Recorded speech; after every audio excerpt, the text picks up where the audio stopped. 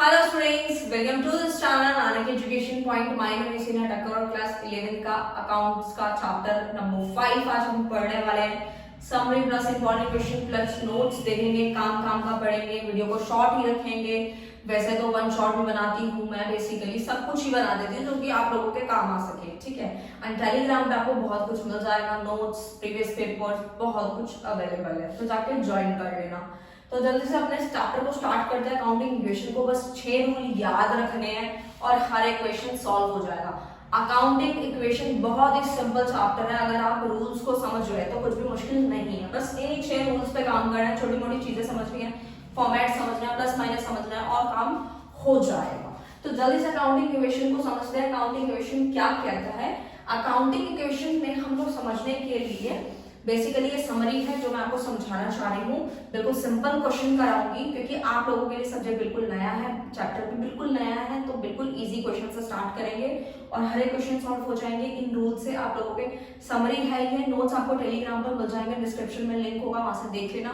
Important question discuss करेंगे जो आपके पेपर में दिखेंगे ही दिखेंगे डेफिनेटली। तो स्टार्ट करते हैं हम लोग अपने चैप्टर को। अकाउंटिंग इक्वेशन का मतलब होता है basically dual aspect accounting aspect देखे जाते हैं। इसके अंदर ड्यूअल एक्सपेक्ट मतलब assets is equal to liability plus capital पे पूरा काम करना है हम लोगों को। यही फॉर्मूला यूज होगा और पूरी अकाउंटिंग इक्वेशन सॉल्व हो जाएगी, यानी दोनों साइड इसके अंदर इफेक्ट देखे जाएंगे, ठीक है। और ये बहुत अच्छी चीज भी है, इससे पता भी चल जाता है कि हम क्वेश्चन सही सॉल्व कर रहे हैं या नहीं कर रहे हैं। मतलब अगर एक सिंपल लैंग्वेज में मैं एक छोटा सा एग्जांपल समझाना चाहूँ क्योंकि आप लोगों के लिए बिल्कुल नया है। Asset is equal to liability plus capital. अगर एसेट हमारी 3 है तो लायबिलिटी प्लस कैपिटल भी हमारा कितना होना चाहिए? 3 ही होना चाहिए। तो ये हमें सब बता देता है कि जब इक्वल आता है तो हम समझ जाते हैं कि हमारा क्वेश्चन बिल्कुल सही सॉल्व हो रहा है।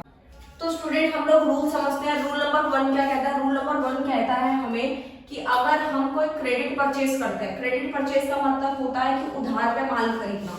जब हम उधार पे सामान या माल खरीदेंगे तो हमारी एसेट बढ़ती है और लायबिलिटी भी बढ़ जाती है। कैसे? जैसे कि हमने उधार में माल खरीदा, सामान आया, स्टॉक आया ना, तो बढ़ गया स्टॉक, और लायबिलिटी क्या हो जाती है? वो भी बढ़ जाती है, यानी कि क्रेडिटर्स बढ़ जाते हैं। क्यों बढ़ जाते हैं? क्योंकि हम लोगों ने सामान किस पे खरीदा है? क्रेडिट पे खरीदा है, उधार पे खरीदा है। क्रेडिटर, डेटर्स, एसेट्स, रेवेन्यू सब कुछ समझा रखा है सेकंड चैप्टर में, उसका भी लिंक डिस्क्रिप्शन में मिलेगा, वहां से देख लेना, ठीक है। तो ये हमें रूल समझ आ गया है। नंबर 2 रूल क्या कहता है कि लायबिलिटी कम होगी और एसेट भी कम होगी। ऐसा कौन सा केस है? तो ऐसा केस होता है यानी कि जब हम क्रेडिटर को पेमेंट कर देंगे, ठीक है, तो हमारी लायबिलिटी यानी क्रेडिटर्स कम हो जाते हैं और कैश भी कम हो जाता है क्योंकि पैसा चला जाता है, ठीक है। आई होप स्टूडेंट आपको ये पॉइंट क्लियर है। रूल नंबर 3 की तरफ चलते हैं। ये जितने रूल मैं आपको बता रही हूँ इनका जो अकाउंटिंग इक्वेशन में इफेक्ट होगा वो अपोजिट साइड होगा, ठीक है। तो देखते हैं थर्ड रूल क्या कहता है। थर्ड रूल कहता है कि अगर किसी मालिक ने अपने बिजनेस में पैसा लगाया, इंट्रोड्यूस कैपिटल, तो इससे हमारी 2 चीजों में इफेक्ट देखने को मिलने वाला है, एक तो एसेट में और एक तो कैपिटल में। एसेट में कौन से चीज में? यानी कि कैश, ठीक है, यानी कि कैश बढ़ जाएगा और कैपिटल भी बढ़ जाएगी। नंबर 4 रूल है कि जब ड्राइंग्स का केस आएगा तो कहां पे इफेक्ट देखने को मिलेगा।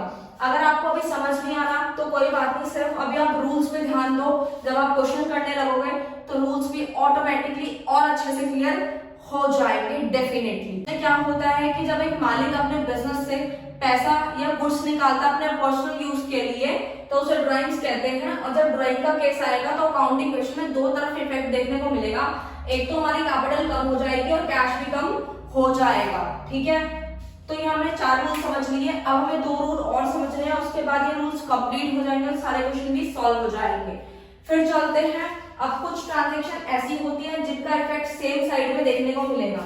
जैसे कि अगर एसेट है तो एसेट की तरफ ही दोनों चेंजेस देखने को मिलेंगे हम लोगों को, और जो हमने अभी 4 रूल समझे हैं वो अपोजिट साइड देखने को मिलेंगे, ठीक है। यानी कि अगर एसेट में कुछ चेंज आ रहा था तो वो लायबिलिटी में इधर आ रहा था, ठीक है। तो अब देखते हैं जल्दी से, यानी कि सेम साइड इसका देखने को मिलेगा।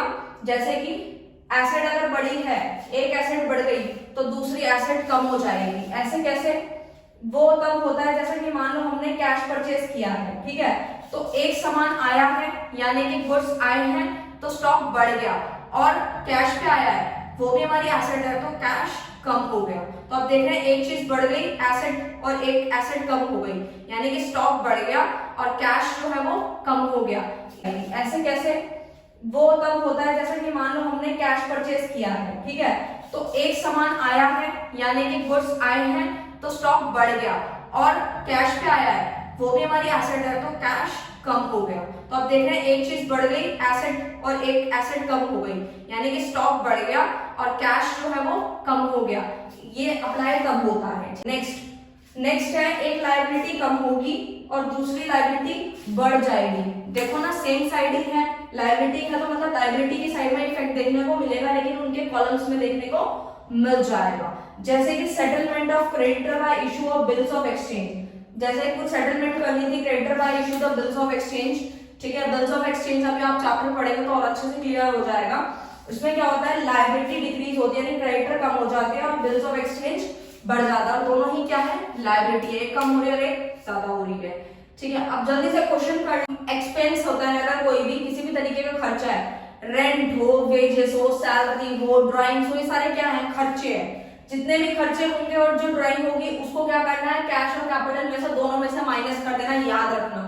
इनकम हमारी कैपिटल में ऐड हो जाएगी, याद रखना है आप लोगों को, ठीक है।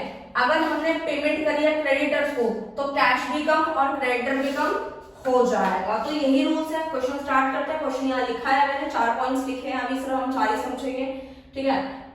फर्स्ट वाले पॉइंट में लिखा है ही commences his business with 20,000 capital, यानी 20,000 से कैपिटल जो है लगाई गई है बिजनेस के अंदर, मालिक ने पैसा लगा दिया।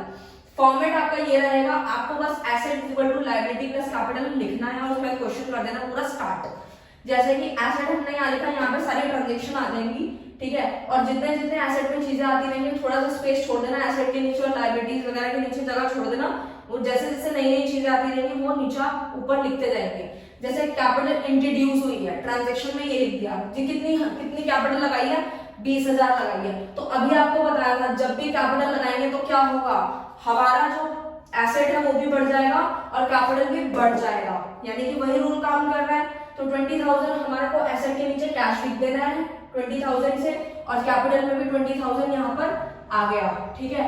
लायबिलिटी में कोई भी इफेक्ट नहीं पड़ा तो 0 लिख देंगे, 0 + 20,000।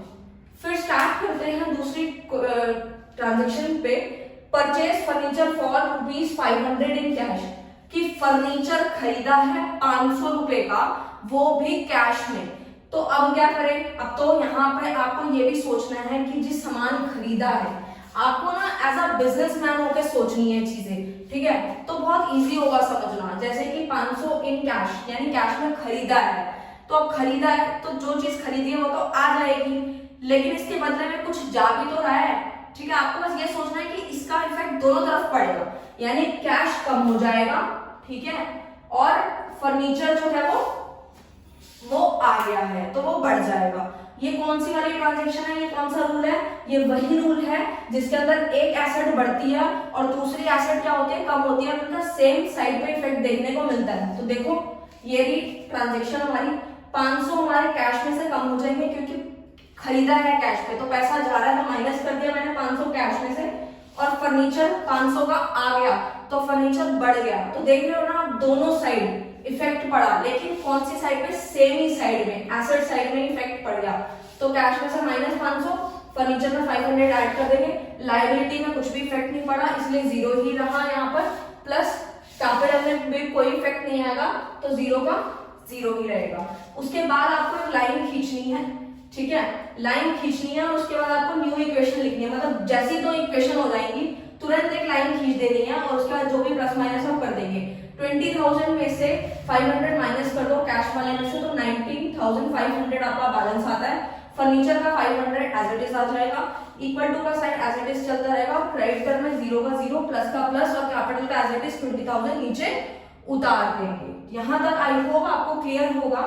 उसके बाद चलते हैं हम अपनी थर्ड ट्रांजेक्शन पे। उसमें लिखा है कि purchase goods for ₹1000 in cash, यानी कि 1000 रुपए के गुड्स खरीदे हैं वो भी कैश में, यानी कि फिर से कुछ ट्रांजेक्शन है, यानी कि अब कुछ बड़ा है कुछ कम होगा, लेकिन क्या बड़ा है वो देखते हैं। सबसे पहले गुड्स, जी गुड्स खरीदे हैं, यानी कि सामान जो है वो आया है, ठीक है जी आया है। उसके बाद आपका कुछ तो गया भी होगा उसके बदले, हाँ कैश गया है ना 1000 रुपीज का, ठीक है। अब इसका इफेक्ट भी आपको सेम ही तरफ देखने को मिलेगा, क्योंकि दोनों ही क्या है हमारी एसेट है।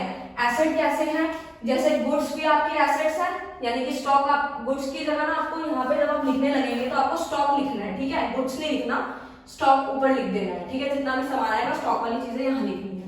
उसके बाद जो कैश है वो भी हमारी क्या है, एसेट है, ठीक है। ये सेकंड चैप्टर में मैंने आपको बताया था, ठीक है। कैश भी हमारी एसेट है, तो दोनों तरफ इफेक्ट पड़ रहा है, यानी कि स्टॉक बढ़ रहा है और कैश कम हो रहा है, ठीक है। तो देखो परचेज गुड्स दोनों साइड इफेक्ट पड़ेगा, यानी कैश जा रहा है तो 1000 रुपीज माइनस कर देंगे कैश में से, फर्नीचर में कोई भी इफेक्ट नहीं आएगा, एज इट इज 0 लिख देंगे। प्लस स्टॉक आया है, कितने का आया है 1000 रुपीज का, तो 1000 यहाँ लिख दिया, ठीक है। तो एक चीज माइनस एक चीज plus, is equal to liability का कॉलम बिल्कुल 0 ही चलेगा, प्लस 0 कोई इफेक्ट नहीं पड़ा कैपिटल और लायबिलिटी में। फिर एक लाइन खींच देनी है हम लोगों को, न्यू इक्वेशन यानी जो भी दो, जैसे दो इक्वेशन हो जाएंगे लाइन खींचनी है तुरंत आपको, उसके बाद प्लस माइनस कर देना है। तो 19,500 में से 1000 माइनस कर देंगे कैश में से, तो आ जाएगा 18,500, ओके। प्लस का प्लस ही रहा, फर्नीचर का 500 एज इट इज है, स्टॉक का 1000 आ गया नीचे, इज इक्वल टू 0 का 0, लायबिलिटी वाला प्लस कैपिटल वाला 20,000 नीचे आ गया, प्लस हो गए। तो आई होप स्टूडेंट आपको यहाँ तक सारी चीजें कॉन्सेप्ट क्लियर हो रहे होंगे। मैं साथ साथ आपको रूल्स भी बताते जा रही हूँ कि कौन सा रूल यहाँ से अप्लाई हो रहा है, ठीक है। अब हमारी लास्ट इक्वेशन है, वो क्या कहते हैं, यानी कि लास्ट हमारी ट्रांजेक्शन है वो कह रही है परचेज गुड्स, यहाँ लिखा है मैंने क्वेश्चन छोटा सा, purchase goods for ₹2000 on credit.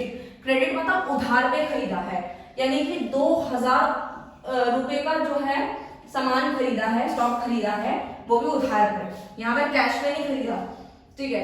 तो अब बात आती है यहाँ पर कि जब हम यहाँ पे जब सामान उधार पे खरीदेंगे तो ये कहाँ पे इफेक्ट देगा। एक तो हमारे स्टॉक में प्लस हो जाएगा क्योंकि सामान आया है, ठीक है। अब अगर हमारा कैश पे होता तो कैश में इफेक्ट आता, लेकिन कैश पे तो आया नहीं है, ये तो किस पे लिया हमने, उधार में लिया है। तो उधार वाली चीजें सारी कहाँ चली जाती है, वो हमारी चली जाती है लायबिलिटी के कॉलम में, ठीक है, यानी कि लायबिलिटी को बढ़ा देती है, यानी क्रेडिटर्स, ठीक है। तो हमारी लायबिलिटी साइड आ जाएगा। तो जल्दी से देखते हैं क्या क्या करना है हम लोगों को।